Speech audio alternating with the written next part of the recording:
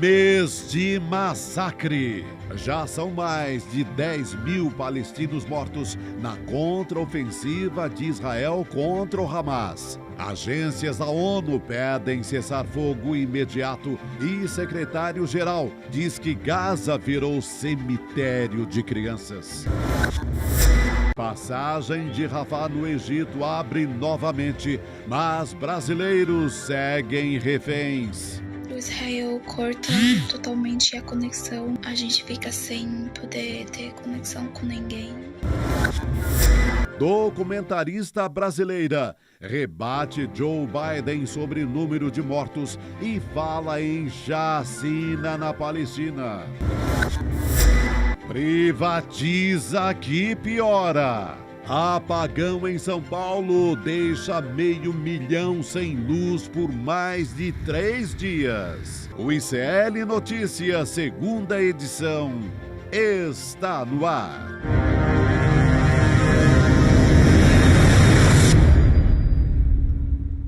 Olá, seja muito bem-vindo, seja muito bem-vindo. Hoje é segunda-feira, 6 de novembro de 2023. Muito boa noite a você que nos assiste pelos canais do Instituto Conhecimento Liberta, Eduardo Moreira no YouTube. Estamos começando mais uma semana com muita notícia. Continuamos falando sobre o genocídio na faixa de Gaza e também sobre o apagão da Enel em São Paulo. A gente destaca algumas informações aqui no nosso site, iclnoticias.com.br. A fronteira em Gaza foi reaberta a estrangeiros. E a expectativa da representação brasileira na Palestina é de que o grupo de brasileiros que estão lá vai ser incluído em novas listas de pessoas autorizadas a deixar o território. Então, a gente está falando da passagem de Rafah, que fica justamente ali na fronteira da faixa de Gaza, na parte sul, com o Egito. Foi reaberta na tarde de hoje, no horário de Gaza. Fazia 3 dias que esse acesso estava fechado e nenhuma lista de estrangeiros autorizados a deixar o território foi divulgada pelas autoridades de Israel ou também do Egito. Então, o que se espera agora é que esse fluxo de saídas seja retomado. Como eu disse, o Alexandre Candeias, o embaixador, representante brasileiro lá na Palestina, disse que o movimento em Gaza, depois da reabertura da passagem, foi levar pessoas feridas no conflito. Então, para a fronteira, né, pela Cruz Vermelha e pela Organização do Crescente Vermelho, que é a Cruz Vermelha ali local. A Organização da ONU também divulgou hoje que são cerca de 23 mil feridos depois desses bombardeios em Gaza. Então, milhares de pessoas continuam feridas por lá. A gente também destaca um brasileiro que dá o seu depoimento sobre o bombardeio na região. Um grupo de brasileiros em Gaza que sofre com escassez de recursos, farinha e água potável estão no fim. Então, recursos básicos, a gente vem falando a respeito disso por aqui. E a gente falou já da reabertura da fronteira, mas está reacendendo a esperança desses brasileiros para que eles consigam sair dessa região depois de mais de um mês. A gente está falando de um mês da guerra entre Israel e os civis palestinos. Esses são alguns dos destaques aqui ao longo do programa. A gente vai falar sobre a guerra. A gente continua falando com a Elô Vilela a respeito disso. Daqui a pouquinho ela entra aqui para conversar com a gente. E agora a gente vai falar sobre privatização. Boa noite, Chico Pinheiro. Boa noite, minha querida Gabriela. A gente está só nós dois hoje aqui. Só nós dois. Meu xará Chico Sá trabalhou na parte da manhã. Firmes e fortes, né, Chico? Firmes e fortes. Uma gripezinha para incomodar, mas... Nós dois, né? Nós dois. Então tá ótimo. Não te passo gripe e você não me passa gripe. Olha, eu vou falar da realmente privatização, né? Hoje, a coisa que mais me surpreendeu foi um Twitter do ex-secretário de comunicação de Bolsonaro, Fábio Weingarten, que disse o seguinte... Essa ninguém esperava. Olha o que diz a extrema-direita. É gozado como muda o discurso, né? Pois o Paulo Guedes queria privatizar todos, isso aqui e tal. Olha aí. Em teoria, a privatização é maravilhosa. Bairros de São Paulo estão no escuro há mais de 30 horas. Se com a energia elétrica o transtorno é enorme, imaginem se a companhia de água cair nas mãos de grupos tão incompetentes quantos de energia. Viu, Tarcísio de Freitas? Tá vendo, ó? Olha o Weingarten dizendo para você. Imagine se a companhia de água cair na mão de grupos incompetentes. Enquanto no país tudo se resumir a medidas de curto prazo para gerar caixa para fundos emergenciais ao custo de entregar o país para os Black Rocks da vida, o Brasil vai seguir sendo uma colônia. Óbvio que nossa casta magnânima continuará com todas as suas regalias. Contudo, temos que parar de olhar apenas para os umbigos de barrigas cheias de lagosta e de Blue Label, whisky, né? E começar a pensar num projeto de país grandioso. Coisa que eles nunca pensaram, mas eles sabem que apoiar a privatização, quando São Paulo está no escuro há mais de 60 horas, aliás, já foi para 72 agora, né? 72 horas, foi exatamente. Sexta de tarde. Praticamente 3 dias, né, Chico? Pois é, há 500 mil residências ainda, até agora mesmo, sem energia elétrica. 500 mil. Se você colocar aí 4 pessoas, porque são 2 milhões de pessoas que estão sendo desatendidas pela Enel. Falam Enel, é Enel, não tem acento circunflexo no E, só porque é uma companhia italiana. Agora é gozado isso, né? A privatização deu certo, não viu o telefone como deu certo? Daria certo de qualquer jeito, porque o processo estava avançando, o processo tecnológico. Mas São Paulo, por exemplo, privatizou a telefonia, privatizou nada, estatizou na Espanha, porque entregou para a Telefônica, que é espanhola, é uma estatal espanhola. Então são grupos, fundos, empresas estrangeiras, a Enel é italiana, né? Tem participação do governo de lá também, que vão se apropriando de riquezas aqui. Né? E quando você privatiza, olha só, você vai privatizar uma empresa que fornece energia elétrica. No caso da Enel em São Paulo, são 24 municípios da Grande São Paulo, né? Quase 20 milhões de pessoas, ou 20 milhões de pessoas dependem dessa porcaria chamada Enel. Porcaria mesmo, serviço pouco, mal feito. Né? Primeiro objetivo dela não é fornecer energia, é ganhar dinheiro, Como é que você ganha dinheiro? Você aumenta a tarifa, é o que andam fazendo sempre, né? Sobem a tarifa e reduz custo. Reduz custo como? Cortando funcionário. Demite funcionário. Consta que demitiram 35%, quer dizer, mais de 1/3 dos funcionários. Mas hoje o zelador lá do meu prédio falou assim, não, mas não é culpa de nada. Isso aí foi a chuva, você viu a ventania que deu? Eu falei, sim, mas cadê os reparos? Cadê os reparos que ninguém faz? Porque não tem quem faça, não tem. Cortaram gente, como sempre cortam é gente. Tem que dar lucro. Os caras que investiram nesses fundos, os caras da empresa italiana lá, tem que ganhar dinheiro. Ganhar dinheiro em cima de quê? Da conta que a gente paga, e dos cortes que eles fazem. Certamente, eu não posso afirmar, mas certamente a manutenção, a troca de equipamentos, porque equipamento de energia elétrica também se deteriora, né? Eles vão deixando no limite, deixa até o fim. A hora que está no fim, a gente troca. E aí dá isso que deu. São Paulo está desde 4 da tarde de sexta-feira, com boa parte da população sem energia elétrica. Hoje eu passei num posto de combustível, o cara falou, conseguimos reabrir hoje, que estava sem energia para mover as bombas de combustível. Não é? E nada funciona. Um supermercadinho que tem perto da minha casa, um menor, fechado, porque não tem energia elétrica. O prejuízo é para todos, é enorme, né? E a ANEEL não dá satisfação a ninguém. Diz agora a ANEEL, a Agência Nacional de Energia Elétrica, que controla essas picaretas, né?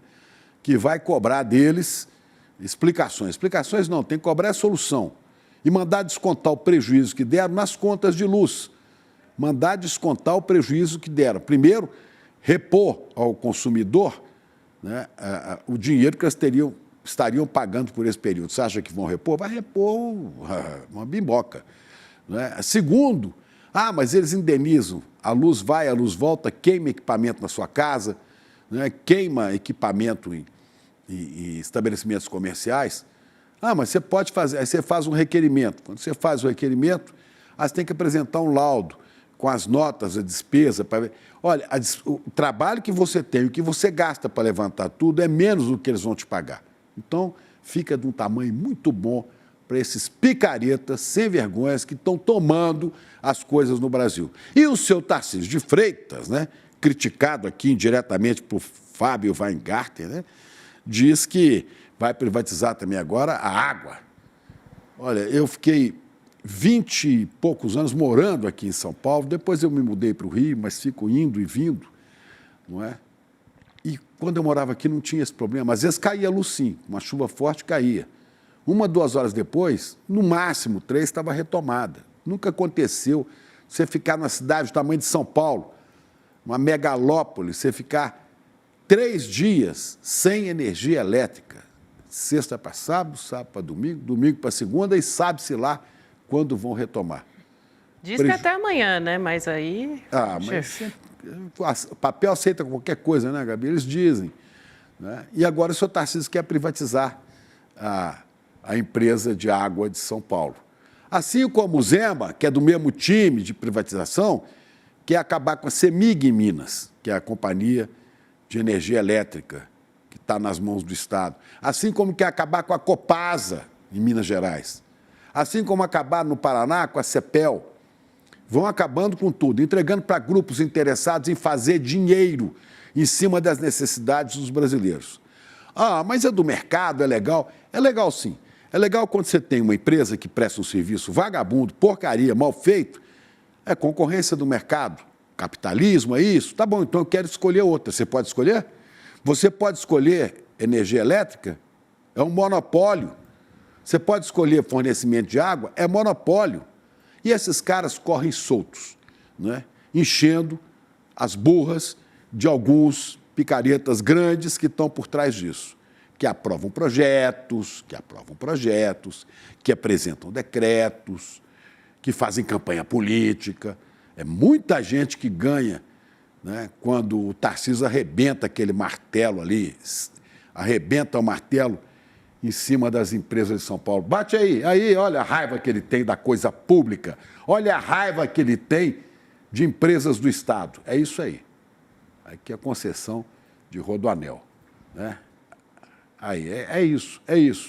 Isso ainda vai nos levar à desgraceira total, sabe? Essa onda de... Olha o barulho, olha lá. Ei, que raiva, hein, Tarcísio? Que raiva. Parece até a PM dele batendo em preto e pobre, que é assim também. Aliás, esse fim de semana, ontem, tinha uma imagem horrorosa de um policial militar executando a sangue frio um cara na rua.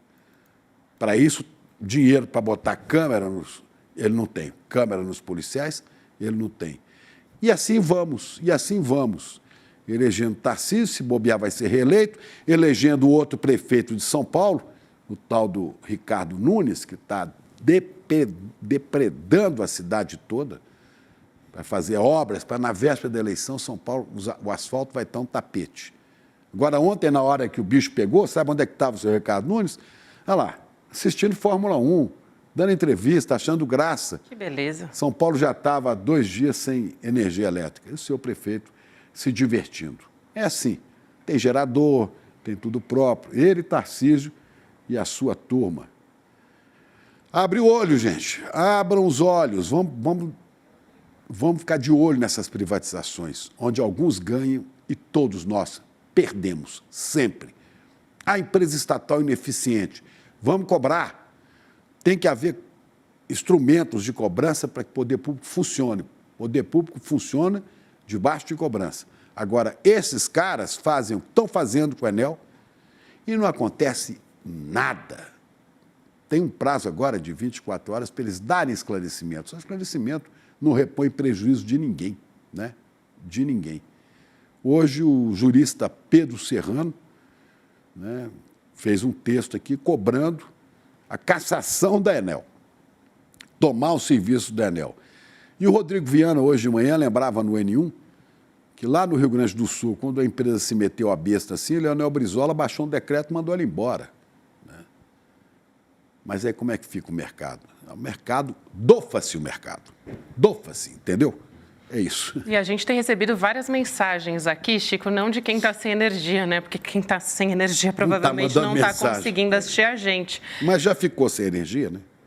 O Marcos Videira dizendo, a Enel vai ressarcir os cidadãos com esse prefeito e governador? Duvido. Enel, por favor, fala Enel. Aí... Só para a gente provocar eles. Eles não gostam de chamar de Enel. Enel.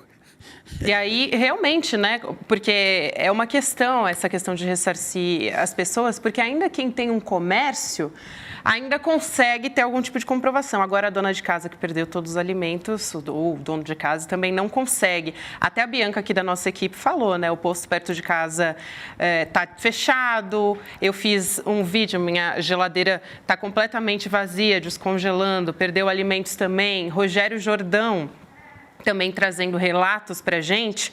Mais de 72 horas depois do apagão em São Paulo, a gente tem cerca de 400 mil casas sem energia na região metropolitana de São Paulo. Então, deu uma atualizada nos números, né? Porque mais cedo a gente tinha 500 mil, ainda é muito pouco, né?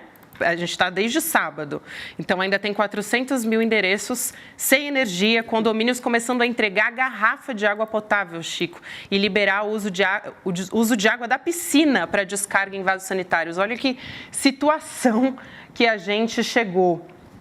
Tem também os problemas de casas que, para ter água dentro de casa, tem que ter a bomba que joga a água de baixo para cima, né? Isso. A caixa d'água. As bombas não funcionam porque não tem água. Aí não tem como, né? Não tem como. O José Carlos Ferreira dos Santos também, que é de Salvador, Bahia, diz: sinto muito pelo povo de São Paulo, mas não posso deixar de registrar que os paulistas estão votando mal. Fiquem de olho em Tarcísio, povo brasileiro. Pois é, gente, pois é. Olha, não tá fácil para os paulistas, não. Não tá fácil. O Tarcísio tem muitos compromissos desde a origem dele. Ele é carioca com São Paulo, né? Ele, o Ricardo Nunes é outro que não parece estar nem um pouco preocupado. Se estivesse preocupado, não estava largando a cidade às escuras para ver a Fórmula 1 lá ao vivo, né? Em camarote VIP.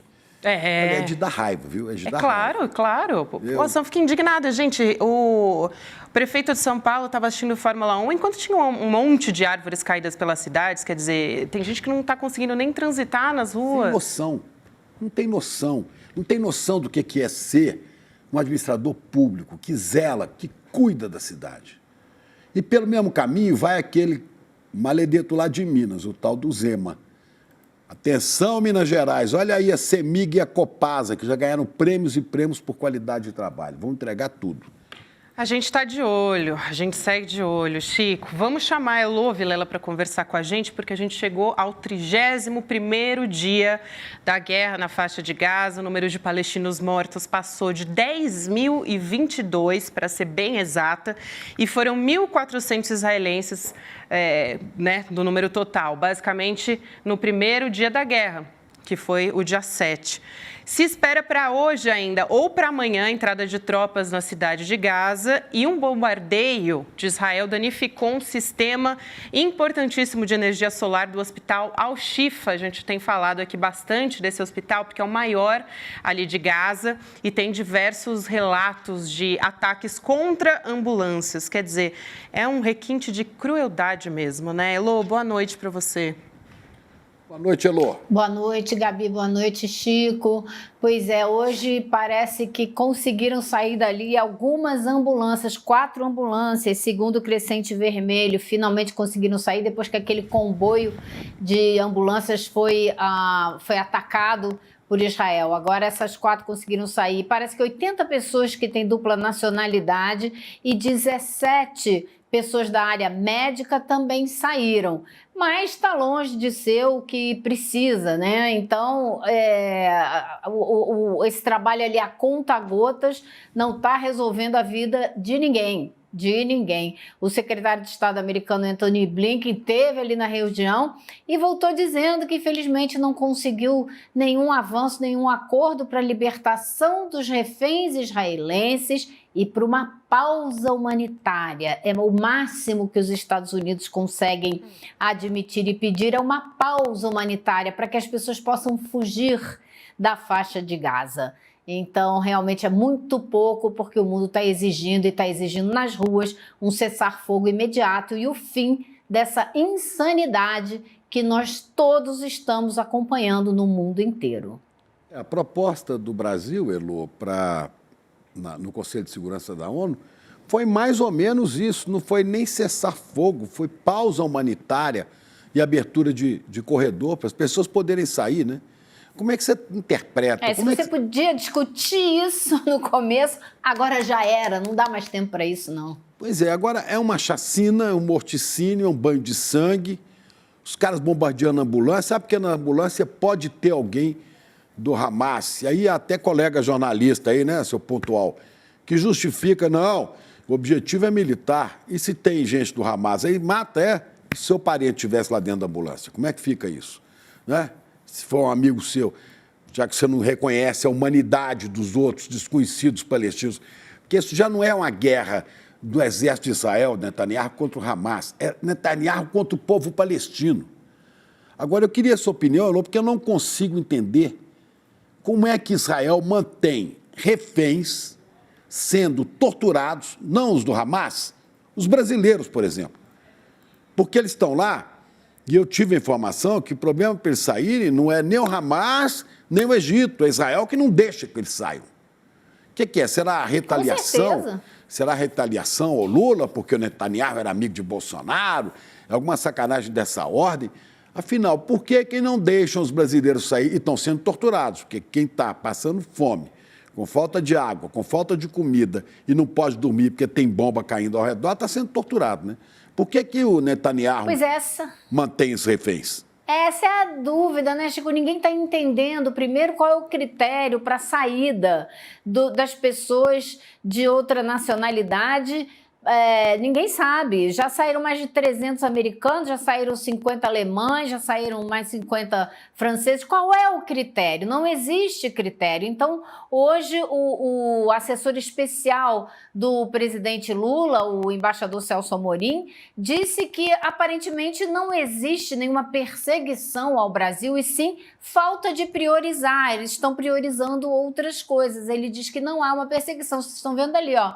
Vamos esperar que haja uma decisão rápida. Estamos há mais de 15 dias pedindo a liberação. Não há razão para qualquer suspeita. Se houvesse algum problema com algum dos nacionais, poderia ter falado logo. É uma situação absurda em que há 15 crianças em um grupo de 32 pessoas. Então, não fica muito claro qual é o motivo. Se houvesse alguma perseguição, né, o Brasil não seria o único Brasil perseguido, o único país perseguido. Agora, que os Estados Unidos levaram muita vantagem, levaram, porque já saiu uma quantidade gigantesca de estadunidenses. Pois é, ele diz que não há razão para qualquer suspeita. Suspeita sobre os brasileiros, os 34 que estão lá. Não deve ter mesmo, né? Eu acho que não há nenhuma. A suspeita que a razão para ter suspeita é de alguma retaliação política desse fascista, nazi-fascista judeu, chamado Netanyahu, contra as autoridades brasileiras, contra o presidente Lula. Aí eu tenho suspeita de que tem alguma mutreta aí, tem alguma coisa que eles estão fazendo para punir o governo brasileiro, que foi o primeiro, aliás, dos únicos, né, a retirar seus nacionais de dentro de Israel e da Palestina. Isso a gente viu agora, logo Chico, no começo. na sexta-feira, o chanceler israelense disse ao nosso ministro Mauro Vieira, das Relações Exteriores, que os brasileiros sairão até quarta-feira no máximo. Então, está todo mundo ali realmente extremamente ansioso. A gente tem recebido os vídeos do pessoal brasileiro que está lá nessa expectativa e a gente vai vendo que cada dia que passa eles estão mais desesperançados. Cada dia mais... Olha, essa menina hoje me deixou arrasada a fala dela. Vamos dar uma olhada? Vamos assistir esse vídeo da brasileira que continua esperando para conseguir sair do território. Lembro dela lá a Shahed Albana. Na parte norte de Gaza. Gente, tudo bem?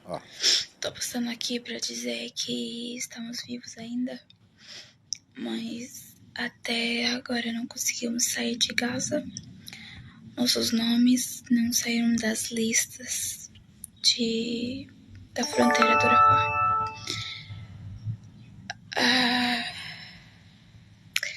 A maioria do tempo o Israel corta totalmente a conexão e a rede, então a gente fica sem poder ter conexão com ninguém. E aí, por isso que eu desapareço. Só para atualizar essa lista, né, de estrangeiros, porque nenhuma lista de estrangeiros autorizados a deixar o território foi divulgada pelas autoridades de Israel ou também do Egito, por nenhuma delas. E nas listas anteriores não tinha nenhum brasileiro, né? Na última de autorização, a quarta, que foi divulgada no sábado, eram 386 cidadãos, né? E aí tinham cidadãos dos Estados Unidos, 386, 112 do Reino Unido, 51 da França e 50 da Alemanha. E esse foi o primeiro movimento em Gaza depois da reabertura da passagem, esse movimento de levar essas pessoas feridas, né? Como a gente ressaltou pela fronteira ali, a Cruz Vermelha, a Organização do Crescente Vermelho também. E a ONU divulgou que são cerca de 23 mil feridos por bombardeios e conflitos armados em Gaza. E quando a gente está falando de feridos, a gente não está falando, né? Até Leandro Demore ressaltou isso, a gente não está falando de machucados, assim, superficiais, de raspão. A gente está falando de pessoas decapitadas, de gente, assim... Está precisando ir para UTI urgente. Decapitadas não, né? Porque, enfim, mas sem as pernas, exatamente, senão seriam mortos. Mas pessoas sem as pernas, pessoas sem um membro, são ferimentos, assim, gravíssimos que a gente está falando. A situação, se você está seguindo fotógrafos e imprensa local em Gaza, você tem acompanhado que os vídeos, assim, são coisas horrorosas, de fato, que a gente está em situação de calamidade do ponto de vista humanitário, né, Lu? O Gabi, e eu queria só acrescentar o seguinte, essa discussão a respeito do motivo pelo qual os brasileiros não saíram de lá até agora, causou um mal-estar tremendo a ponto do embaixador de Israel no Brasil soltar uma nota dizendo que a culpa é do Hamas, que o Hamas está escondendo combatentes nas listas e o presidente dos Estados Unidos, Joe Biden, corroborou essa narrativa, dizendo que o Hamas está atrasando a saída dos reféns. E realmente é risível, para não dizer outra coisa. A gente sabe que não tem nenhuma ingerência do Hamas, a gente está acompanhando o trabalho da diplomacia brasileira, a gente sabe que não tem ingerência nenhuma do Hamas. Quem está impedindo a saída dessas pessoas, e são um grupo pequeno de 30 pessoas, é o governo de Israel. Por quê? É o que a gente ainda não conseguiu saber. Agora, Elô, isso vai ser assim, né? Eles mentem, Israel mente descaradamente. Israel mata, assassina, faz genocídio e nega, não é? E a mídia ocidental acaba dando voz a esses fascínoras. Isso é que é lamentável. Agora, quando eu vejo os brasileiros, os 34 que estavam em Gaza, a gente vê muito essa menina, como é o nome dela? Shahed Albana. Shahed Albana. A gente já vimos outros também. Em geral, é gente muito parecida com os brasileiros pobres, sabe? Esses brasileiros que moram nas periferias, nas favelas, né, nos lugares. Fossem os brasileiros empresários poderosos, o governo de Israel já estaria mais preocupado em liberá-los. Duvido que manteriam para ir gente loira de olhos azuis. Olha que interessante, hoje eu passei de carro em frente ao estádio do Morumbi, que fica num bairro de gente rica, né? O estádio do Morumbi, sempre que passa ali, tem 2 varais imensos com camisas penduradas para vender e bandeiras do São Paulo, afinal, é o estado do São Paulo, né?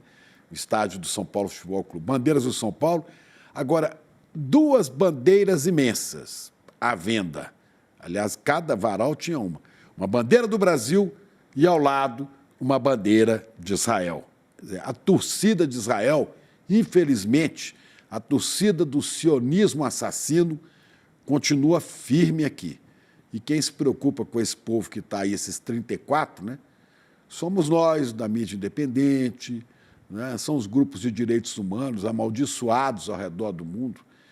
E eu tenho certeza que também o presidente Lula, embora eu esperasse que o presidente Lula assumisse posições agora mais duras contra Israel. Acho que está meio macio demais, né? E talvez liderar um movimento da América do Sul para cobrar posições de respeito à vida do governo de Israel. Mas é coincidência ou não? Chico, que os ricos é que compram a bandeira de Israel, hein? Não é?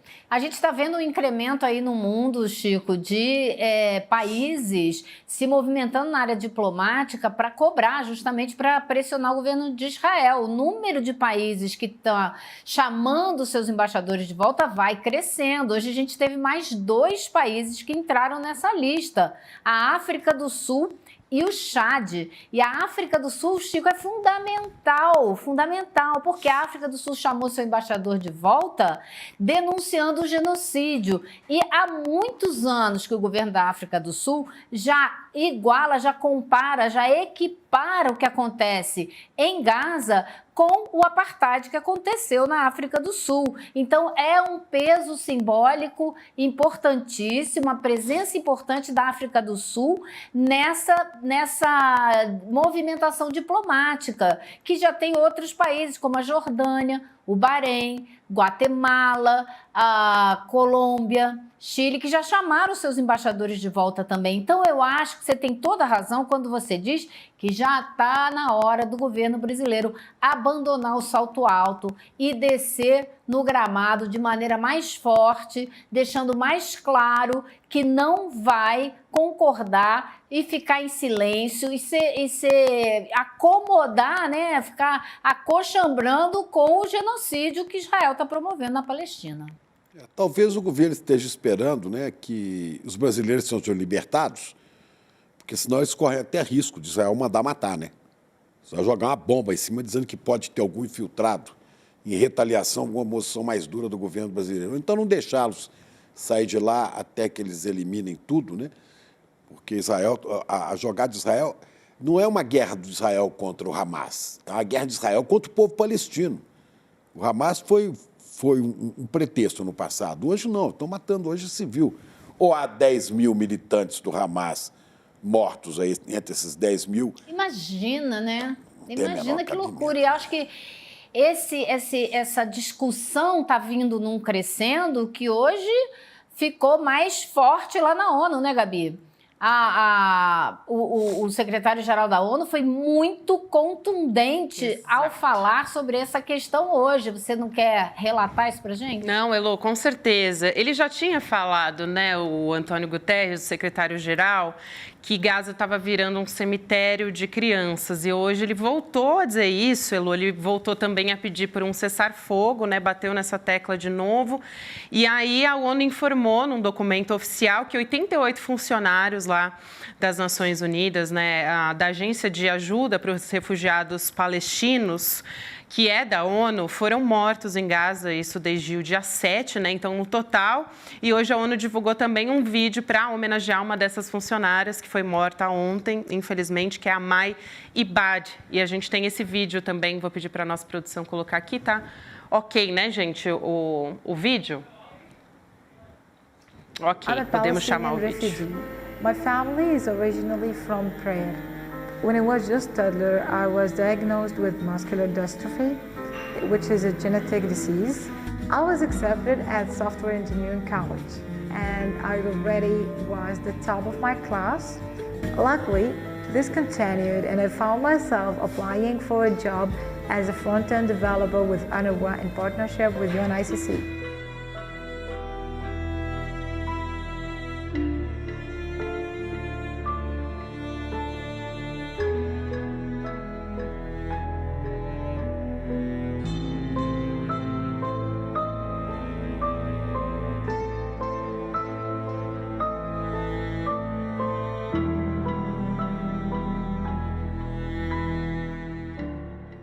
Então, só para atualizar esse número do vídeo, né, a gente fala em 88 mortos agora, então um número que já foi atualizado, antes eram 72, agora 88.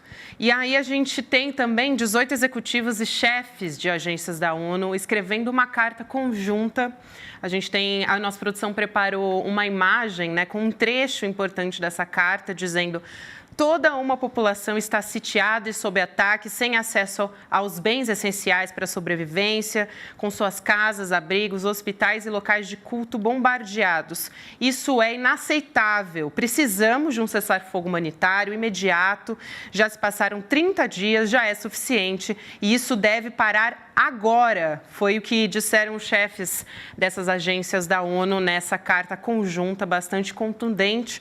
Também o ministro das Relações Exteriores de Israel, o Eli Cohen, respondeu no Twitter a respeito disso.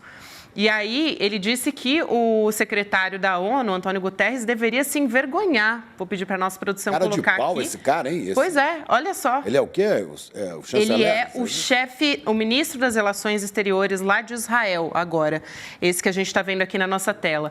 Mais de 30 menores, entre eles um bebê de 9 meses, bem como crianças, bebês, né, no caso, crianças pequenas, crianças que testemunharam o assassinato dos seus pais a sangue e fio, estão detidos contra sua vontade na faixa de Gaza. O Hamas é o problema em Gaza, não as ações de Israel para eliminar essa organização terrorista. E aí ele também passa por cima de todas as crianças que já foram mortas em Gaza, né, Lô? A gente tem 4 crianças que são mortas a cada 10 minutos.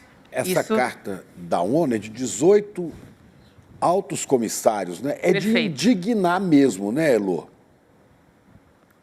Com certeza. A ONU nunca perdeu um número tão grande de funcionários e agentes num espaço de tempo tão curto. Nunca, em nenhum conflito na história da organização. Essas coisas são importantes para as pessoas terem uma dimensão do tamanho da tragédia, do genocídio que está em operação ali na faixa de Gaza. Isso é uma loucura. Hoje o Guterres disse o seguinte, o Antônio Guterres, ele disse que isso não é uma crise humanitária, isso é uma crise da humanidade. Da humanidade. E é isso mesmo.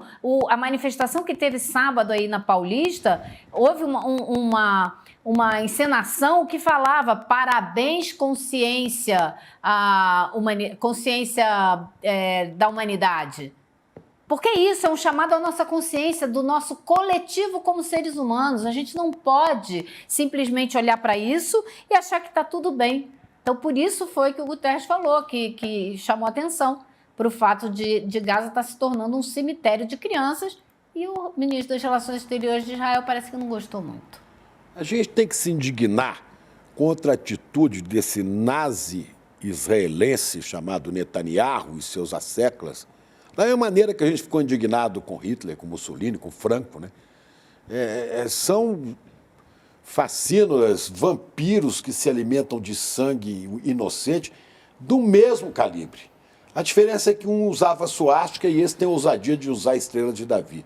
Aliás, estrela que os palestinos talvez devessem botar nas suas roupas, porque eles são, hoje, a população mais parecida com aqueles judeus que estavam ali no gueto de Varsóvia, que estavam na Alemanha, né, e que foram levados para os campos de concentração. É um grande campo de concentração de 2 milhões de pessoas, o sul da faixa de Gaza. E o Hitler dele se chama Benjamin Netanyahu. É uma coisa inacreditável. E olha, Chico, tem uma organização chamada Action Aid que disse hoje que mais de 500 mil de pessoas estão ameaçadas de morrer de fome na faixa de Gaza. Fora, além dos bombardeios, dos ferimentos, estão ameaçadas de morrer de fome, porque não tem mais como arranjar o que comer, as crianças bebendo água salgada. O risco de desidratação dessas crianças é gigantesco. Então o problema só vai se multiplicando e, como disse Antônio Guterres, o que Israel está permitindo que entre em matéria de número de caminhões para ajuda humanitária são gotas que não atendem à necessidade desse oceano de problemas que é Gaza. É uma coisa, né, inacreditável. Cada vez que eu abro aqui o Twitter, por exemplo, né, e vejo as imagens que chegam de lá, de crianças tremendo, em crises nervosas, depois de terem visto pai e mãe morrer, casa ser derrubada, né, pelo senhor Netanyahu. Em nome de quem? Em nome de que Deus fala a este animal perverso, né, esse vampiro? Eu não tenho palavras, eu estou muito indignado, isso já nos afeta há um mês, a todos nós, e principalmente nossos colegas jornalistas que estão mais próximos. Já morreram quase 20 lá, né, Lô? 20 jornalistas. Bem mais, acho que são mais de 30 já, Chico. É uma loucura, uma verdadeira loucura.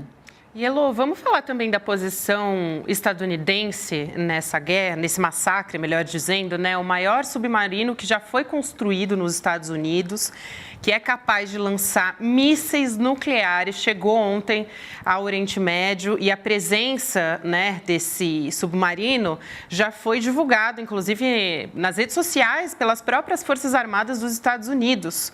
A gente tem aqui a imagem que a gente está colocando agora. Desse submarino, quer dizer, é mais uma demonstração de força, né, do país estadunidense. Covardia, né? De covardia, sim.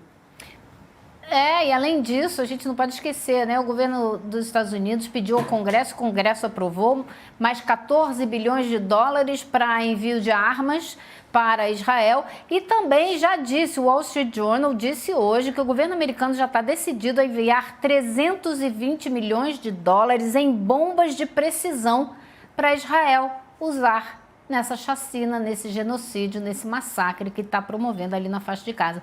Hoje o presidente Joe Biden, inclusive, conversou por telefone com o primeiro-ministro israelense Benjamin Netanyahu e conversou sobre a possibilidade de uma pausa humanitária, porque eles são muito bonzinhos, estão pensando numa pausa humanitária para quem puder fugir de lá, tentar fugir enquanto é tempo para sobreviver a tudo isso. Realmente é inacreditável. Olha, são bilhões de dólares em armas para Israel.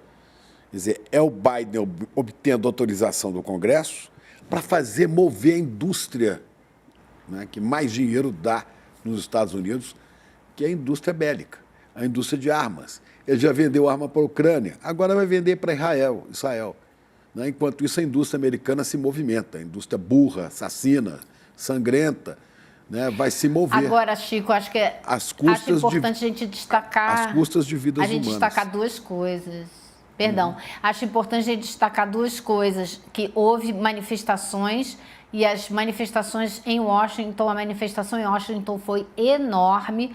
Hoje teve uma tomada da Estátua da Liberdade lá em Nova York. Também várias pessoas foram para lá e sentaram em frente da estátua para mostrar aí, essas imagens são de Washington, foi uma manifestação grande, expressiva, então isso é importante, assusta o Biden, mas lá, como aqui, a imprensa faz um desserviço em matéria de informar a população. Eu estava conversando com uma pessoa que eu conheço que trabalha em Washington, que vai à Casa Branca, que vai ao Departamento de Estado e está desesperada de ver como os jornalistas americanos não fazem uma pergunta sequer para cobrar do seu governo que acabe com esse massacre. Nada. É uma coisa impressionante, é um outro problema que a gente tem no mundo hoje também. Elô, você falou sobre essa manifestação, né? Uma das entradas ali da Casa Branca tem uma imagem bem forte, acho que nossa produção não chegou a separar, mas dá para a gente descrever, porque eles colocaram mãos, né, vermelhas, como se fossem manchas de sangue, né, representando o massacre. Em tinta vermelha, também escreveram Palestina Livre, isso bem na entrada ali da Casa Branca, e acho que é uma demonstração muito poderosa, né, por parte dos manifestantes, muito forte. Olha aí, o muro da Casa Branca apareceu agora. Olha, entrou aí. Né? Tem que pressionar mesmo. É, né? Para dizer que o governo dos Estados Unidos está com as mãos sujas de sangue. Aí, ó, a imagem. É isso mesmo. Essa imagem. Está com as mãos sujas de sangue. Palestina Livre. Está banhado em sangue, ele que fornece as armas para esse genocídio. Será que ele fornece também as bombas de fósforo branco, que continuam sendo jogadas de aviões, que são crime, segundo a Convenção de Genebra? Né? Eu vi hoje uma imagem jogada de um avião, né? Desce como se fosse um véu branco. Onde aquilo encosta, queima, mata. É uma arma química perigosa, proibida, que Israel usa na maior cara de pau, né? Insensível, inimputável, com apoio de Biden. Agora você imagina, a gente fica nessa situação, né? E é Biden perdendo prestígio, com o risco do outro assassino, Donald Trump, ganhar a eleição ano que vem. Precisava surgir um candidato aí que desse alguma esperança de paz. Tá difícil de ter esperança. Olha que imagem horrível. Sim. Tá difícil, Lô. Nossa Senhora. Boa pergunta, Chico. Essa pergunta tem que ser respondida. Quem é que vende essas bombas de fósforo branco? para o governo de Israel usar contra a população palestina. Se bobear, o próprio Joe Biden e seus fabricantes de armas. Pode ser, né? Pode ser. Elô, querida, muito obrigada. Um beijo para você, até amanhã. Sigamos na luta. Sigamos amanhã, firmes e Vamos. fortes por aqui. Com certeza. Vamos denunciando, é o que nos cabe. É isso, Chico. Isso aí. E a gente, inclusive, né, daqui a pouco a gente vai chamar o Guga por aqui, mas tem até uma documentarista brasileira, só queria fazer esse registro, que vive lá em Nova York, a Júlia Baixa. Ela coordenou uma mesa, né, no último feriado e rebateu essas acusações do presidente Joe Biden, já que a gente estava falando aqui dessa posição estadunidense. Porque o Joe Biden tem colocado em dúvida, né, Chico, o número de pessoas mortas lá em Gaza. Não basta tudo o que a gente tem visto, porque nessa guerra, né, até é difícil de falar isso, mas não tem como você negar, porque está sendo divulgado a olhos vistos nas redes sociais. A gente tem visto crianças mortas, mulheres, idosos. A Júlia Baixa, ela representa a organização Just Vision, e aí ela reuniu diversas entidades justamente para mostrar o que o mundo está assistindo a essa chacina, esse genocídio sem precedentes. E aí foram diversas organizações, entidades, direitos humanos que participaram dessa mesa redonda, desses encontros, né? Representantes, então, da Human Rights Watch, do grupo de israelenses de direitos humanos, o GISHA, da Defense of Children International e da Agência também das Nações Unidas de Assistência aos Refugiados da Palestina. Então, foram colocados ali diversos pontos em destaque de que Israel, né, a comunidade internacional, dizendo de que, de acordo com as leis internacionais, a comunidade internacional não tem o direito de se manter cúmplice desse genocídio. Então, queria deixar esse registro aqui também nesse encontro, que foi importantíssimo. E agora a gente vai voltar a olhar de novo aqui para o Brasil. Chico Pinheiro trouxe aqui no começo do programa, né, Chico, essa história das 400 mil pessoas que continuam, seguem sem energia. Casas. Exatamente. Se cada casa tem 4, domicílios. tem 5 pessoas, são 2 milhões. Né? Exatamente, bem observado. E tem estabelecimento comercial que Perfeito. tem 30, 40 funcionários. Quer dizer, você pode botar mais de 2 milhões de pessoas. Vamos falar então de domicílios e englobando o comércio também. Continuam sem energia elétrica aqui em São Paulo, depois das tempestades do final de semana. E, pelo que a gente tem de números oficiais, 4 milhões chegaram a ficar sem luz no estado como um todo. O Ministério Público de São Paulo já informou que vai entrar nessa semana, vai abrir uma investigação contra a concessionária, a Enel, por suposta omissão suposta, né, o que diz o MP, né, mas a gente já tem investigações, o MP vai entrar com uma investigação sobre o restabelecimento de energias nesses lugares. Inclusive, a Alesp ia ter uma audiência hoje, uma audiência pública, né, para a população a respeito de privatização da Sabesp. A gente vai falar sobre isso também ao longo do programa. Vou chamar aqui o Guga Noblar para a gente conversar sobre essa história. Guga, boa noite para você. Situação continua muito grave por aqui, né, meu amigo? Pois é, boa noite, Gabi, boa noite, Chico. O que vocês acham de uma empresa que teve, no ano passado, um resultado líquido de 640 milhões de reais, que triplicou nos últimos anos o seu lucro e que mesmo assim conseguiu demitir 36% dos seus funcionários e dos seus colaboradores. Pois é, a gente tem agora mais um exemplo daquela empresa que quer maximizar os lucros a qualquer custo, mesmo que ao custo da qualidade de um setor que é estratégico. Quando falta energia elétrica, o prejuízo para a cidade, para a população é gigantesco. E está faltando luz há mais de 3 dias, dependendo do local.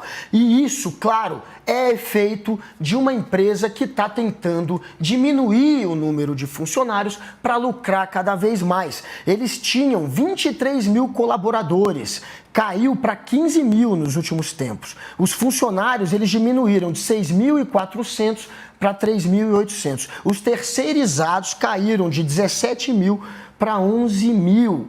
Então, é claro que uma empresa que está cortando o número de pessoas que atuam nela, enquanto, inclusive, aumenta o número de usuários, que aumentaram em 7% nesses últimos tempos, mesmo assim, mesmo com um aumento de lucro, com um aumento de demanda, eles vão lá e diminuem o número de funcionários. Então o resultado, claro, é esse. A gente teve essa tempestade que derrubou mais de 160 árvores pela cidade de São Paulo, e o que falta, basicamente, é gente da companhia para desligar a energia elétrica e deixar que a cidade recolha essas árvores para que eles possam restabelecer a fiação. Os fios elétricos, a gente sabe que é outro problema, né, de São Paulo, é que poucos, acho que 7% só da fiação é aterrada. O restante é aquela que passa ali por cima da cidade e que está sob o risco de árvores que possam cair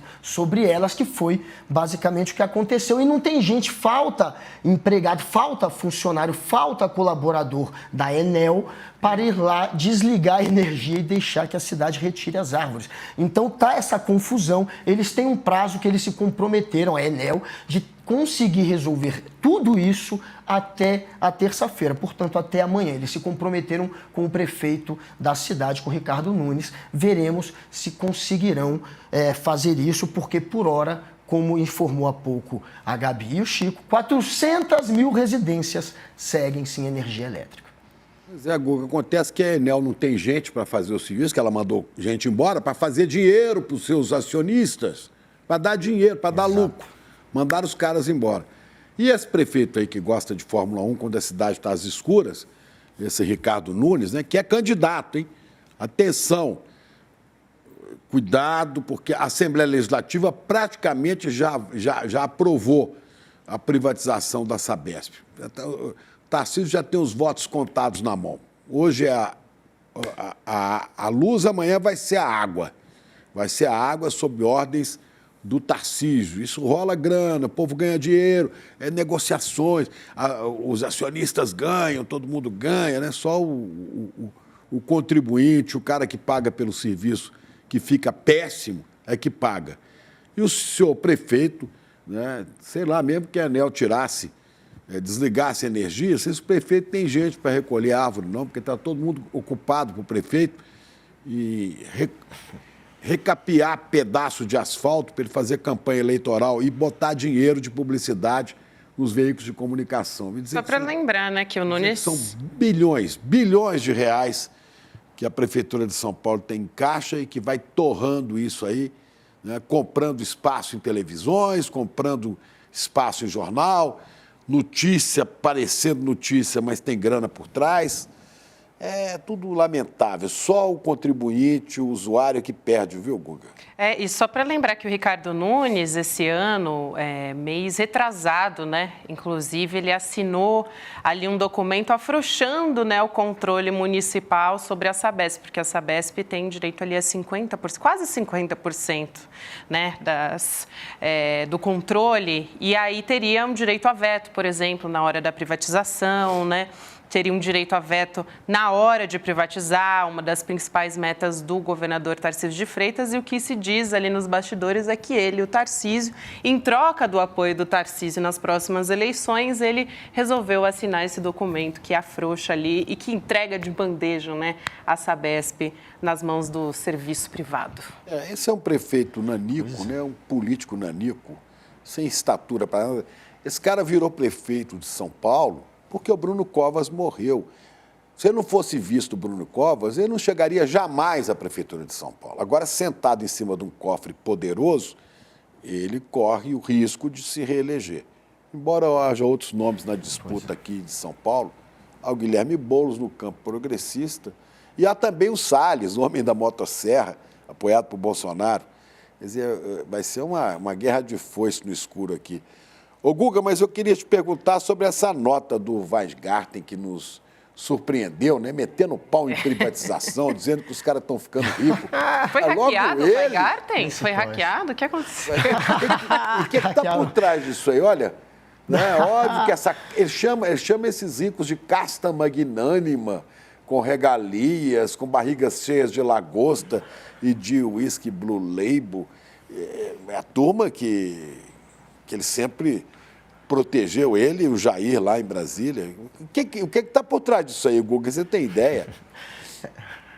O Fábio Van Gaarden é aquele que é tido como talvez o candidato a vice na chapa com o Ricardo Nunes. O Ricardo Nunes vai tentar a reeleição, vai tentar seguir na prefeitura e talvez o vice dele seja exatamente o Van Gaarden. Agora, o Van Gaarden ele tem uma relação muito ruim com o Tarcísio, então ele aproveitou aí esse apagão para dar uma fritada no Tarcísio. De vez em quando ele vai lá e dá umas no Tarcísio, mas não foi só ele que está se aproveitando desse momento para dar bordoadas em adversários políticos. O Ricardo Nunes está tomando pancada de todos os lados, né? A gente viu que todos aqueles que são os possíveis concorrentes dele na próxima eleição para a prefeitura estão hoje, claro, batendo no Ricardo Nunes. O Ricardo Salles, que o Chico citou há pouco, ele foi um dos que criticaram o Ricardo Nunes. Ele aproveitou para dizer que falta planejamento na cidade e atacou a gestão do Ricardo Nunes. O Boulos pegou ainda mais pesado. Ele chamou o Ricardo Nunes de rei do camarote, já que o Nunes, durante o apagão, foi rei do camarote. Ele foi para o UFC e ele foi para o autódromo assistir a Fórmula 1. Ele foi para o ginásio do Ibirapuera e para o autódromo. Ele presenciou 2 eventos esportivos durante essa confusão toda. Claro que ele deu muita brecha para ser criticado. O Ricardo Boulos chamou ele de rei do camarote, disse também que enquanto ele estava no UFC e a comida do paulistano estava estragando nas geladeiras por falta de energia, o prefeito estava ali passeando. E aí o Ricardo Nunes Guilherme Boulos, né, que chamou ele de rei do camarote. Foi o Boulos, o Guilherme Boulos. Eu falei Ricardo Nunes, Guilherme Boulos. Eu falei Ricardo Boulos? Colou uma confusãozinha. Não. É o rei do Acontece, E o Ricardo Nunes devolveu. Rei do Boulos, camarote, gente, rei do camarão, né? Rei do camarão, rei da do lagosta, deve estar tudo. E o que o Boulos disse? Ele é rei do Red Label. Mas aí o Ricardo Nunes chamou, o Ricardo Nunes, que não sabe como reagir, sabe aquele que bate e não consegue bater de volta, chamou o Boulos de terrorista. Fez a coisa mais boba de se fazer e falou que ele é o rei dos terroristas. Mas enfim, ele apanhou também do Kim Kataguiri, o Ricardo Nunes, o prefeito. O Kim Kataguiri disse que a cidade está um caos e o Kim Kataguiri é um dos que querem concorrer contra ele. A Tabata Amaral talvez tenha sido a que pegou mais leve, mas ela também prestou solidariedade às vítimas.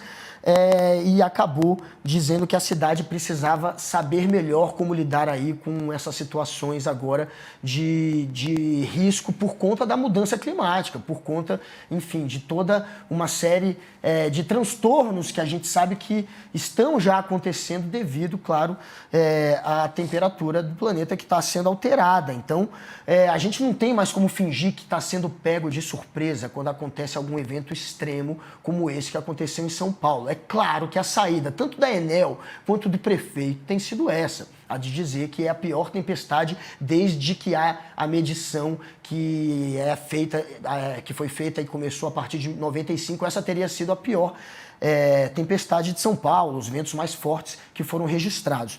Agora, não há como se fingir de idiota. Isso está acontecendo no mundo inteiro. Na Alemanha tem inundação agora. Então, não tem como se fingir, portanto, de surpreso. É por isso, inclusive, que o Ministério Público, que o governo federal está indo para cima disso. Estão cobrando o Ministério Público, obviamente, vai cobrar exatamente um plano para você se antever a esse tipo de situação ou estar preparado para quando aconteça esse tipo de evento extremo que eles chamam, né? Então, enfim, Ricardo Nunes, claro, virou vitrine e está tomando muita porrada, principalmente daqueles que querem pegar a prefeitura no ano que vem. Como você disse, né, Guga, virou tema federal também porque o Ministério da Justiça, né, com o Flávio Dino, entrou ali com uma notificação para a Enel. O secretário, o Adi Damus, também tuitou ali, conforme a orientação do ministro Flávio Dino, vou pedir para a gente colocar o tweet se a gente tiver, mas eu leio aqui. Conforme a orientação do ministro Flávio Dino, a Senacom, a Secretaria Nacional do Consumidor, já preparou uma notificação, está tomando outras medidas para monitorar os danos causados, orientar os consumidores e mitigar mitigar os prejuízos decorrentes da suspensão de energia elétrica. E aí tem um tempo relativamente curto, dado a urgência que tudo isso pede, né? Mas para a concessionária poder responder quais foram os problemas e por que não respondeu a tempo aos consumidores, né, Chico? É que caçar por irresponsabilidade, por dano ao patrimônio público, às pessoas, aos cidadãos, aos contribuintes, tem que caçar. Manda eles ligar dinheiro noutra freguesia. Aqui não. Agora, esse prefeito, só completando, viu, o Guga, além de incompetente, é burro. É burro. Porque tem que ser um cara muito burro. Se ele não tem sensibilidade, já é um problema. O cara não tem sensibilidade de ver o que está acontecendo na cidade e se divertir em camarote de Fórmula 1. Isso é falta de sensibilidade. Eu não posso pedir que ele tenha isso.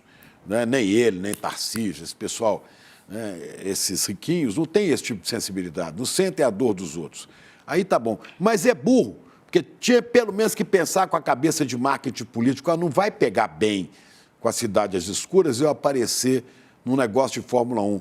Vão cair de pau em mim. Era o mínimo que um cara inteligente pensaria, mas nem isso ele tem. Tudo bem não ter, né, sensibilidade, a gente já não esperava. Agora, não ter o bom senso, né, político já é demais, né? É isso mesmo.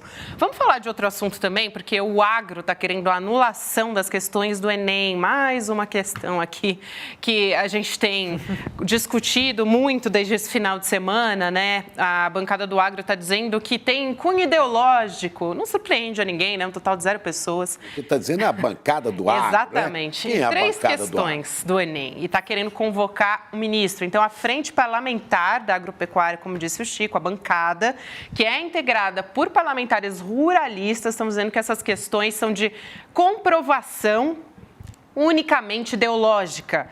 A questão 89, por exemplo, abordou os fatores negativos do agronegócio no Cerrado, mencionando, por exemplo, a superexploração dos trabalhadores, as chuvas de veneno, assim, apontando, né, para os agrotóxicos que são utilizados pelo agro. A 71 está falando da nova corrida espacial financiada por bilionários, discutindo as perspectivas que ela aponta. E a questão 70 do Enem, da prova, tem como mote, como objetivo, falar do avanço da cultura da soja e também do desmatamento da Amazônia. E aí, eles não gostaram muito, né? Inclusive, o senador Sérgio Moro se pronunciou, claro, nas redes sociais a favor da anulação, junto com a bancada do agro. Vergonhoso, é o que diz o Sérgio Moro, o governo federal usar o Enem para fazer doutrinação ideológica e, ao mesmo tempo, atacar o agronegócio. Foi o que ele postou. Ai, Guga, não tem vergonha, né? E aí? É uma piada, é uma piada, é uma piada. Ele falou vergonhoso. Será que ele falou com S ou com Z? Porque o Moro não sabe português, né? Deve ter escrito. Será que ele falou olhando para o espelho? Porque vergonhoso é esse tipo de posição. O que a gente tem, mais uma vez, é essa turminha da extrema-direita acéfala, que não tem como fazer uma discussão política de alto nível apelando para a guerra cultural. Eles estão voltando para aquilo que fez com que eles aparecessem para a população, que é travar uma guerra, basicamente uma guerra de comportamento e uma guerra cultural. E o principal alvo, desde o início, foram os professores, que eles chamam de doutrinadores. A perseguição ao Enem começa em 2015, quando o Enem faz uma questão onde eles colocam uma frase da Simone de Beauvoir, que fala de Beauvoir. Não se nasce mulher, torna-se mulher. Era essa a frase que para eles tinha um cunho feminista. E aí eles acharam que aquilo era inaceitável. A partir desta questão da escritora francesa, eles passam a perseguir não só os professores e o Enem. Quando era presidente, em 2021, o Jair Bolsonaro, ele inclusive diz que a partir daquele ano, já em 2021, o Enem ia passar a ter a cara do governo federal, ou seja, de um governo com viés neofascista, um governo que a gente conheceu, um governo autoritário que tentou inclusive dar um golpe de Estado. A partir dali, sim, eles tentaram de alguma maneira controlar o que podia sair no Enem, porque o Enem é feito de uma maneira independente. Os professores que formulam as perguntas são contratados por edital. Aquilo passa por uma banca de professores, 2 vezes por uma banca depois de professores que avaliam se aquela questão está bem formulada. Enfim, é feito de uma maneira que se desvincula do Estado e do governo. A partir da perseguição da extrema-direita, que passa a chamar professor de doutrinador e atacar o Enem, e aí sim, com a eleição do Bolsonaro, eles tentam aparelhar essa questão. Mas agora, com o governo Lula, voltou a ter a liberdade que tinha antes. Não foi o governo Lula que bolou nenhuma dessas 3 questões, e elas são supérfluas, não tem nenhum tipo de doutrinação em nenhuma delas. Mas essa turma da extrema-direita, que não tem nada além de uma guerra cultural para tentar conseguir trazer para eles algum tipo de lacração e para conseguir incitar a militância deles, voltaram, claro, para a estaca zero, que é essa, a de atacar professor, a de atacar o Enem. Estamos vendo mais um capítulo da guerra cultural bolsonarista. É isso aí, Guga.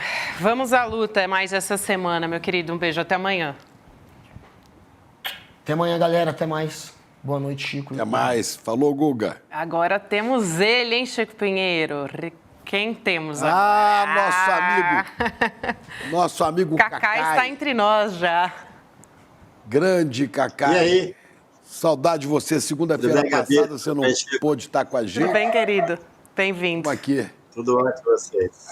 Escuta aqui, a gente estava falando agora de um personagem que você aprecia muito, você segue o seu...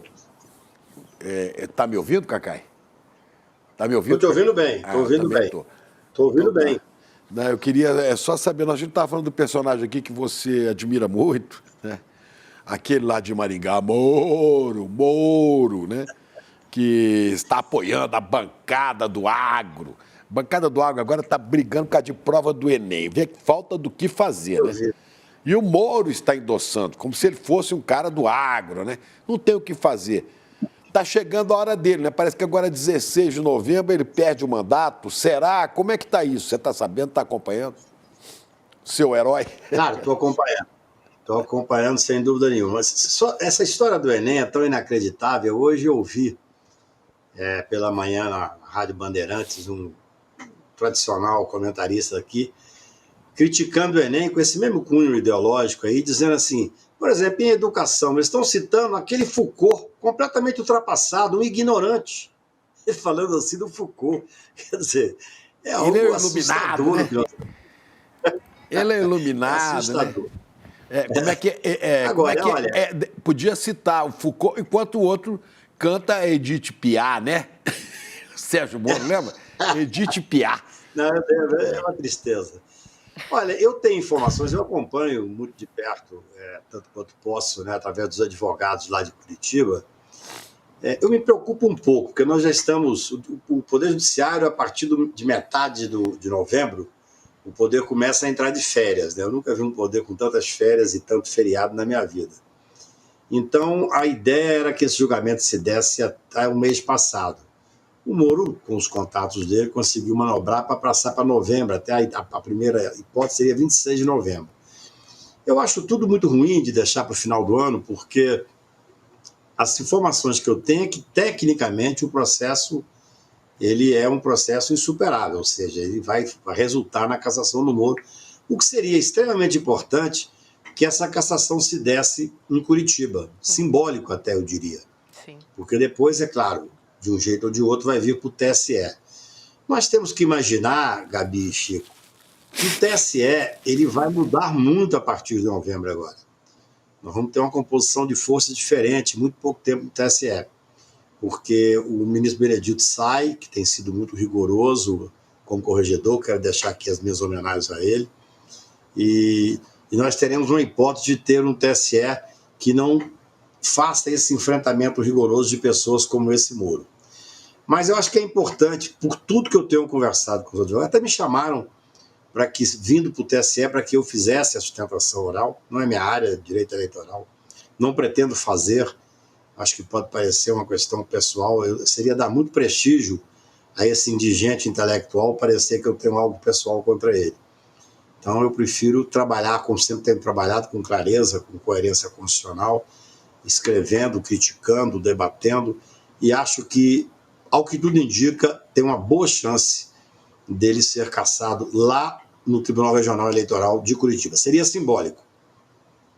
Agora, dia 16 ou 26, né? 16. 16. Está marcado para 16, mas há um trabalho para adiar. Eu não gosto de criticar os advogados que trabalham para adiar, não, porque faz parte do processo democrático, né? A informação que eu tenho que talvez fique para 20 e pouco. Mas vamos esperar. O que interessa é que o processo está maduro, acho que o Tribunal Regional Eleitoral... Você tem que ver, o país quando muda e a democracia se fortalece, a gente começa a ver coisas surpreendentes. O Tribunal Regional 4, que é um tribunal que simplesmente aprovou todas as questões do Moro, todos os absurdos, toda a parcialidade, toda a falta de competência do Moro, agora se deu para o suspeito para julgar ações de improbidade relativas à Lava Jato. É algo absolutamente novo, ou seja, o próprio tribunal, que eu diria que é um tribunal de passagem nas questões criminais, foi o tribunal que manteve a prisão do Lula, o tribunal que manteve uma série de delações que não deveriam ter sido aprovadas, fazia absolutamente tudo que o Moro decidia, tinha uma aprovação imediata, quase que um tribunal de passagem.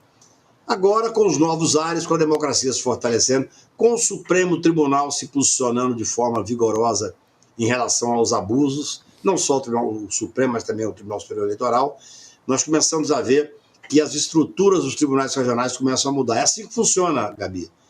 Eu sou advogado e sei perfeitamente que quando nós temos decisões que são decisões democráticas, decisões arejadas no Supremo Tribunal especialmente, a tendência dos tribunais é prestar mais atenção. Existe um livrinho, que o Moro provavelmente nunca botou a mão nele, que é a Constituição Federal, e esse livrinho é que norteia os nossos passos, né? Então, eu entendo que as coisas estão começando a entrar nos eixos. Queria te perguntar a respeito dessa história, né, que a gente continua sem luz em São Paulo, muita gente, 400 mil domicílios, para ser mais específica, né? Eu queria perguntar a respeito da concessão da Enel, né? A gente teve, por exemplo, lá em 1959, o Brizola, com uma canetada, né, na rede elétrica ali do Rio Grande do Sul, ele cassou essa concessão. Seria possível fazer isso? Como é que seria esse processo de reestatização? E, assim, pensando do ponto de vista político também, né? Porque a gente tem, por exemplo, quando a gente tem um apagão, existe um custo político ali para essas pessoas e que estão tentando se reeleger, inclusive, né? Ricardo Nunes, inclusive, ali de conluio com o Tarcísio, o governador do estado, para tentar se reeleger. Gabi, cassar a concessão é uma coisa imperiosa. Tem que haver a cassação da concessão. Não é possível que você tenha um apagão como esse em São Paulo. Nós estamos falando aqui de pessoas que estão sem comida, que está apodrecendo, pessoas que não têm como subir o elevador, mas nós temos que pensar que existem hospitais que às vezes não conseguem ter a geração necessária de energia, existem alguns lugares em que as pessoas podem morrer, as pessoas podem ficar à míngua. Quer dizer, nós temos que ver alguns dados que são impressionantes. Em 2019, quando foi feita a privatização, tinha 23.835 funcionários. Hoje, em setembro agora, tinha 15.366. 36% dos funcionários foram demitidos, porque o que interessa é o lucro. Como é que se pode colocar a energia de uma cidade, de um país, de um estado, nas mãos de quem só visa o lucro? Aqui em Brasília, depois que a SEB foi fechada e privatizou e veio a Neo Energia, Brasília virou uma vergonha, Chico. Eu moro no Lago Sul, que é um lugar mais... Aí é Enel também? Tudo é mais caro. O quê? Aí é da Enel também? Que eu não falo. Não, aqui é uma... Nel, não é a mesma, não. É um grupo diferente. Mas o resultado... Na minha casa, eu moro no lugar que eu diria mais privilegiado de Brasília, cai a luz pelo menos 2 vezes por dia. Queima a televisão, queima vários aparelhos e tal, não dão nenhuma satisfação. E tem um detalhe, Gabi. A minha conta de luz, depois que foi privatizada, ela aumentou 3 vezes. Triplicou. Quer dizer, é algo inacreditável você pensar na hipótese de uma cidade como São Paulo ficar parada esse tempo inteiro sem luz, sem sequer que tenha uma satisfação correta. Tem que haver a cassação. Eu não tenho nenhuma dúvida disso. Eu vou muito a São Paulo trabalhar, amanhã mesmo estarei aí, E me impressiona, com todo mundo que eu converso, as pessoas não são favoráveis, em regra, por exemplo, à privatização da empresa de água. Isso aí é uma coisa que eu acho que o Tarcísio tomou um susto quando ele falou que ia privatizar. Claro que ele vai privatizar, porque o que interessa é o dinheiro, e o dinheiro, além do lucro, dinheiro para fazer campanha. No Rio de Janeiro foi assim. A privatização de algum sistema no Rio de Janeiro propiciou que a campanha do atual governador fosse corrida à larga. Agora, nós temos que voltar a discutir, é claro que essa direita empeternida tem o direito de reclamar, eu não discuto disso, mas nós temos que pensar que esse sistema falhou. São Paulo está há 2, 3 dias sem luz. Repito, além de 2 milhões de pessoas que estão sendo atingidas, você tem outros sistemas como hospital e vários outros lugares que são sistemas que podem levar à morte com prejuízo incalculável. Claro, o que a ANEEL está dizendo? Eu ouvi a ANEEL dizendo, não, nós vamos analisar caso a caso para fazer os devidos ressarcimentos. Não é nada. Isso não funciona, Gabi. Não funciona. Por exemplo, aqui na minha casa, queimou uma televisão antiga que eu tinha. Eles queriam que eu tivesse a comprovação de quando eu comprei a televisão. Não, e que a televisão queimou por causa daquelas quedas sem contar. Alimentos estragados. Como você comprova isso? Eu estou com medo de cair para a segunda divisão e na hora que eu estou vendo o Cruzeiro jogar, cai a luz. Sorte ainda tem sua. Esse problema emocional gravíssimo. Sorte sua. Você não vê o Cruzeiro perder, pelo menos. Estou provocando o Chico aqui, viu? Eu sei que você está provocando, mas eu acho que você tem sorte, porque se ficasse ligado o tempo todo, você ia ver que a coisa está feia. Ô, Cacá, de que depende a cassação dessa Enel, a concessão dela? Depende de quê? Vontade política. Depende de vontade política, e é evidente que isso vai dar margem a uma discussão muito séria na justiça, né? É claro. Aí você tem uma discussão, assim, as empresas que investem, Chico, elas têm que ter segurança jurídica. Isso é óbvio. Você não pode imaginar, por qualquer motivo, você cassar uma concessão. Não é isso que eu estou dizendo. Peraí, mas quem investe... Para você cassar uma concessão, tem que ser... Mas, desculpa interromper, mas eu tenho que falar, mas quem investe é o contribuinte, quem está usando o serviço, que está investindo na empresa, porque ela não está investindo em nada, claro. Ela está cortando investimento. Claro, mas existe uma regra.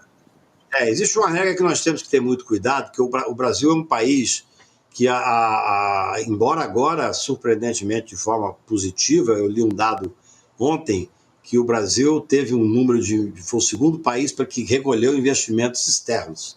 Eu fiquei feliz com esse dado. O fato é que o que o governo tem que pensar é a hipótese de não privatizar alguns setores. Esse é que é o fato. Nós temos a privatização da energia em São Paulo, um desastre. Desastre a ponto de nós estarmos discutindo aqui a necessidade de cassar a concessão. Está se discutindo agora que vai cassar a questão da água. Certamente será um desastre. Eu repito, a minha energia, a energia que comprou aqui é NEL, não é Enel, é NEL.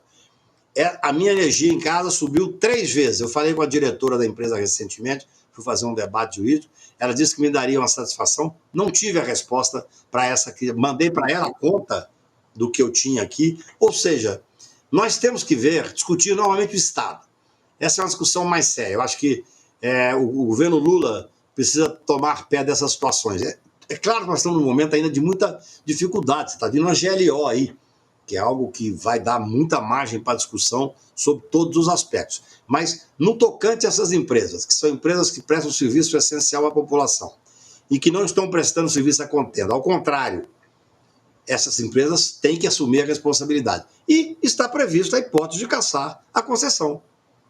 Acho que é correto. Quem caça é o governo federal?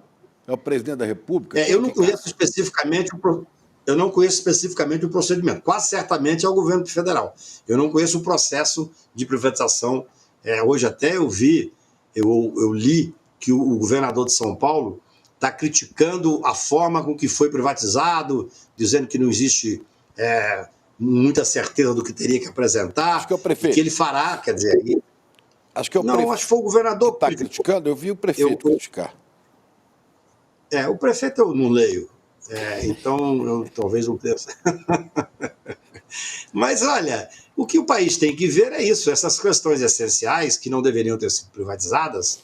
Se privatizadas, se não estiver prestando serviço para a população, tem que tomar providência, não tem outra saída.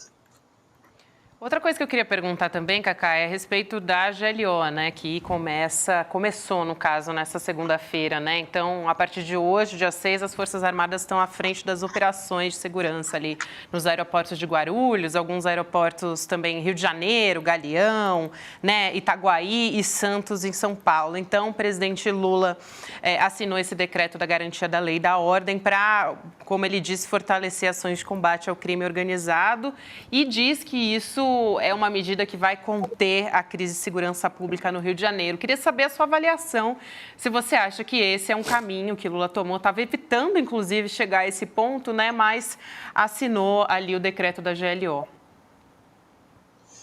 Gabi, eu tenho muita preocupação com a GLO. Quando, no 8 de janeiro, inclusive, eu estava na Bahia, mas conversei com o ministro Flávio Dino mais de uma vez, o ministro sempre muito ponderado, eu digo até assim com uma coragem enorme, chegou-se a discutir, pessoas querendo GLO, o Lula foi peremptoriamente contrário, seria uma GLO desastrosa, porque naquele momento existia uma divisão nas Forças Armadas, existia uma questão política nas ruas, se tivesse feito GLO naquele momento, o Lula acertou, o Lula tem esse feeling político, experiência política, o Flávio Dino também, felizmente naquela época não teve. Agora, embora no primeiro momento eu tenha sido contrário, eu não gosto dessa história de botar as Forças Armadas com poderes policiais. Eu não gosto. Ainda que o ministro Flávio Dino tenha feito uma explicação que é correta sobre certos aspectos. Ele diz, não, a GLO vai ser somente para aquelas áreas federais. São os portos, que seria a Marinha, os aeroportos, que seria a Aeronáutica, e a fronteira, que seria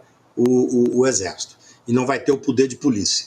Isso dá uma certa tranquilidade. Eu confio muito no senso político do Lula e na capacidade de observação jurídica do Flávio Dino. Mas ainda assim, eu quero registrar a minha preocupação.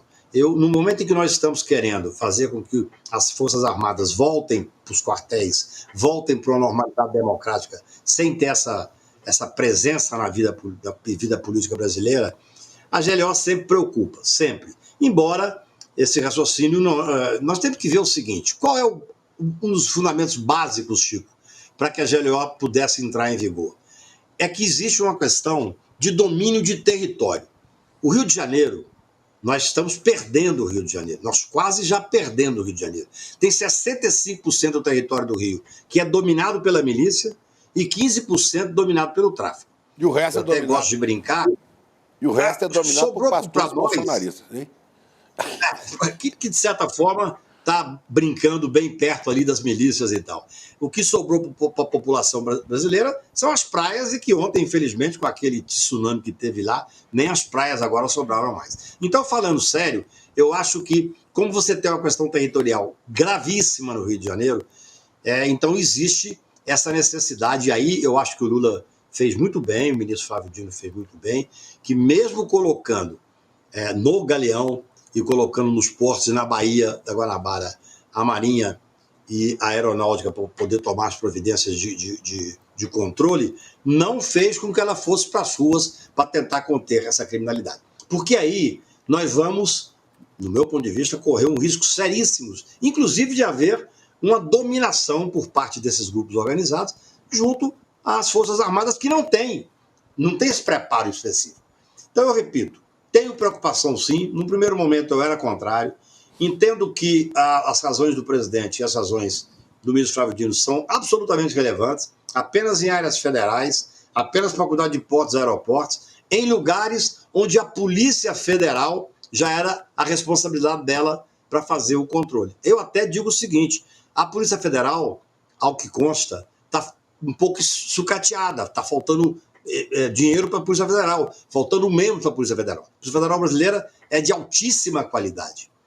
Então, o que eu penso, paralelamente a esse ato extremo, né, que vai ser até março do ano que vem, espero que não seja prorrogado, nós temos que investir na Polícia Federal, aparelhar a Polícia Federal, abrir concurso para a Polícia Federal, para que nós não precisemos botar os exércitos na rua. Eu não gosto de exército na rua. Eu não gosto de exército na rua, eu não gosto de Forças Armadas na rua. Nunca deu certo. Forças Armadas têm que ficar no lugar dela. Isso é uma preocupação que eu registro. Nunca deu certo.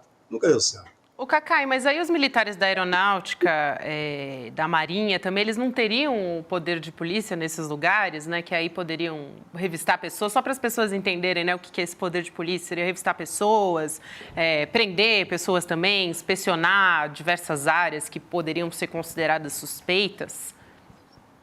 Nesses lugares, sim, onde eles estiverem, onde a GLO foi feita, GLO específica, né? GLO para os portos, e não são todos os portos, está lá os portos que vão ser. Para a Baía da Guanabara, para os aeroportos. É claro que nesses espaços, assim como a Polícia Federal tinha um poder de polícia, e segundo a informação que se dá para justificar, é que falta, inclusive, pessoas suficientes da Polícia Federal, é claro que lá eles terão esse poder. O que acontece, eu espero que isso seja cumprido, eu conversei com algumas pessoas, é que há por parte tanto da Marinha como da Aeronáutica e também do Exército, um interesse de fazer, eu diria assim, um policiamento que seja rigoroso, mas que não tenha essa ostensividade de prisão, de necessidade de mostrar força. Força eles já têm. Então, é muito importante que nós, a sociedade civil, vocês, a imprensa, que cumpre um papel fundamental, que nós acompanhemos a forma que isso vai ser levado. Repito, eu seria contrário à GLO, em princípio, lá em 8 de janeiro, eu acho que o Lula foi muito bem, o ministro Flávio Dino foi muito bem, e felizmente nós defendemos que não deveria ter. Aqui é diferente, aqui tem uma questão territorial, o Rio de Janeiro está dominado, o Rio de Janeiro é um caso inacreditável, 6 últimos governadores do Rio, 5 foram presos e 1 foi afastado. E esse Rio é um caso seríssimo, a milícia... E se bobear, esse aí vai caminhar para alguma dessas coisas. E nós temos a questão gravíssima da milícia, né? Agora, felizmente, por mais grave que seja, Chico, não foi colocada o Exército para tomar conta da questão da milícia, porque aí nós teríamos realmente um erro fatal, porque ou nós faríamos um massacre naquela área, ou um risco enorme deles dominarem o Exército, infiltrarem no Exército e fazer do Exército aquilo que nós não queremos que faça. Para mim, quanto mais cedo as Forças Armadas voltarem para casa, é melhor. Mas eu reconheço que a situação como diria lá em Minas, de bezerro desconhecer a vaca, entendeu? Então, é grave. Bezerro está desconhecendo a vaca. Ô Cacai, tinha muito mais coisa para falar com você, inclusive sobre o Rio de Janeiro, né? Candidaturas possíveis à Prefeitura do Rio, né? Tem bolsonaristas, tem Bolsonaro, já que o general Braga Neto está inviabilizado para isso, né? Mas fala-se até da possibilidade da Michele Bolsonaro sair candidata, eu não sei de onde é o título dela, se pode, como tem também o caso da Conja, a Rosângela Moro, ser candidata a prefeita de Curitiba ou depois ser senadora, não sei qual é também o domicílio eleitoral, porque ela dorme com o Moro em Curitiba e Brasília, mas é deputada por São Paulo, né? Mas são assuntos aí que a gente queria falar com você, mas o tempo chegou no fim aqui. Vou deixar isso como aperitivo para a semana que vem e também a questão dos processos criminais desses caras que tentaram subverter a democracia no Brasil, inclusive de altas autoridades. Eu estou achando que o tempo da justiça está muito, muito lento. Sem contar que o Hamilton Mourão, né, Chico, a gente estava falando disso nos bastidores, já faz umas 2 semanas que ele propôs, né, aquele projeto para anistiar os condenados lá do dia 8 de janeiro, né? Isso também é bastante engraçado é que a proposta de anistia, Gabi, a proposta de anistia jamais seria apresentada pelo Mourão para esses que foram postos aí na primeira condenação. Pois é. Ele está fazendo uma proposta de anistia para as pessoas que futuramente serão condenadas, né? Os do Exército, os da... Bolsonaro. Provavelmente os financiadores. E os políticos e a família Bolsonaro, porque a previsão é que nós temos 17 políticos que entrarão na próxima leva. Eu concordo com você, Chico, está demorando muito. A sociedade começa a ficar inquieta. Eu participei do Festival Literário em Itabira, e embora eu estivesse tratando de literatura, eu fui abordado diversas vezes nas ruas por pessoas da cidade, perguntando, mas vem cá, vai ficar só naqueles que estavam lá dentro? Vai ficar só nessa raia miúda, foi a expressão que eles usavam lá. Não pode ser assim. Para que a gente dê credibilidade a esse processo, é necessário chegar nos que financiaram, nos que mantiveram, nos políticos e na família que seria beneficiada. Tem que pegar peixe grande também. É isso aí. Justiça muito lenta se torna justiça ineficaz. Não é? E é um negócio que Sem dúvida preocupa, nenhuma. sim, porque esse negócio está sendo empurrado aí lentamente. Eu queria saber dos telefones que foram apreendidos, né? As quebras de sigilo, Embora eu vou trabalho da dizer uma Polícia coisa, viu, Federal. Chico? Ah, A experiência que eu tenho é um processo que os fatos se deram dia 8 de janeiro, claro que começaram muito antes, a preparação anterior, o financiamento anterior, as reuniões de preparação de golpe foram bem anteriores, mas eclodiu dia 8 de janeiro. Você conseguir fazer com que a Corte Suprema julgue num prazo relativamente curto para o processo penal, que você tem que manter o devido processo legal, você tem que ter a ampla defesa, você tem que ter o contraditório.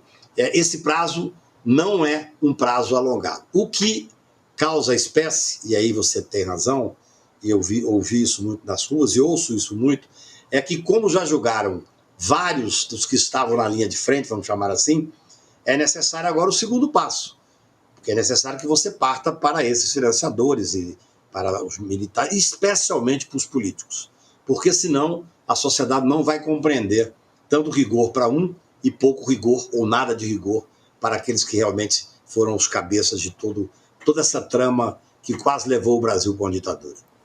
É isso. obrigado, Cacai. Cacai, Grande boa noite, professor obrigada. Antônio Carlos de Almeida Castro, né, homem Abraço grande. homem do direito e homem das rodas literárias de Afonso Borges, lá em Itabira, né, do Grupo Literatura. É verdade. Liberdade Eu queria e falar com Beleza. vocês. Alegria Tá bom, nossa, Cacá. Cacai. Abraço grande. Semana que vem tem mais. Boa noite, Vamos querido. falar dessas Combinadíssimo. candidaturas da Conja e da Michele, semana que vem. É isso aí. E nós vamos indo também, né, meu querido Chico Pinheiro. Hoje, Acabou. vocês ficaram com a dupla, mas logo, logo a formação já está de volta, Faz falta. né? Chico Xará Savolta. faz muita falta. A gente fica com saudade dele, mas a gente está aqui sempre muito bem acompanhado. Agora, você também fica mais bem acompanhado. Também na companhia de César Calejão e Robertinha Garcia, agora com o Sinapse CL. A partir de agora, é só você ficar aí, não precisa fazer nada, que o Sinapse já vai começar. Vambora, Chico. Coragem, que já é segunda-feira, semana está Coragem. começando. Vamos É nessa. isso aí. Obrigada, boa noite, até amanhã. Você já percebeu como é grande o esforço da direita e da extrema-direita para criminalizar o MST? Você já parou para pensar por que eles querem tanto atingir esse movimento, atacar esse movimento? Pois é, contra tudo e todos do grande capital, a gente resolveu revelar a verdade sobre o MST. Você tem interesse em conhecer essa verdade? No dia 12 de novembro, um domingo, às 8 horas da noite, no horário de Brasília, a gente vai apresentar para vocês trechos do documentário De Quanta Terra Precisa o Homem e também fazer um debate incrível sobre essa, que é uma das questões mais importantes para o Brasil, a questão da terra. Junto conosco vai estar ninguém mais, ninguém menos do que João Pedro Stedley, um dos principais líderes do movimento dos trabalhadores sem terra. Estarão conosco também várias outras pessoas que têm na sua vida a luta da terra como um dos principais motores. Para você não perder esse encontro histórico e assistir trechos inéditos do filme De Quanta Terra Precisa o Homem, é só você se inscrever gratuitamente no link aqui em cima ou aqui embaixo. Não perde essa chance. Todo mundo vai celebrar a estreia do ICL no mundo dos documentários e filmes e, mais uma vez, aprender muito com a nossa plataforma.